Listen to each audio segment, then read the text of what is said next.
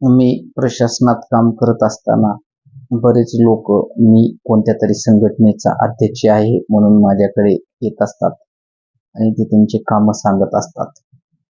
परंतु संघटना कोणती आहे विचारल्याच्या नंतर ती संघटना एकतर आम्हाला माहीत नसते. मी म्हणलो थोडं त्यांना, म्हणजे संघटनेचे एक अध्यक्ष माझ्याकडे आले होते त्यावेळेस मी त्यांना म्हणलो, जरा मोठी संघटना काढा तुम्ही. मोठी संघटना म्हणजे आता हीच होती हळूहळू साहेब. मोठी संघटना कोणती आहे? अरे मोठ्या मोठ्या संघटना आहेत बोललो मी, की गुगल एक मोठी संघटना आहे जगाची, ट्विटर एक मोठी संघटना आहे जगातली, फेसबुक पण एक, माणसं सगळे जगातले माणसं त्या संघटनेच्या माध्यमातून काम करत असतात. आणि इंस्टाग्राम एक संघटना काढलेली आहे.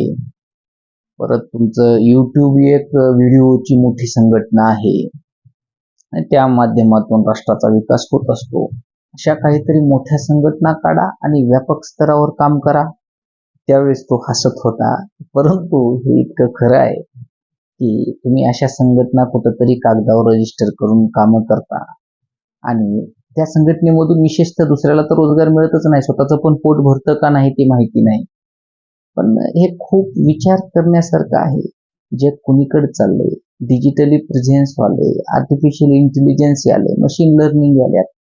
या जगामध्ये काम करत असताना आपल्याला कधीतरी वाटतं का हो की बाहेरच्या देशातून भरपूर सारा रेव्हेन्यू कमवून ह्या आपल्या देशामध्ये आणावा? मोठ्या स्तरावर काम करून संघटना करा, संघटनेला काहीतरी त्याला महत्व पाहिजे ना.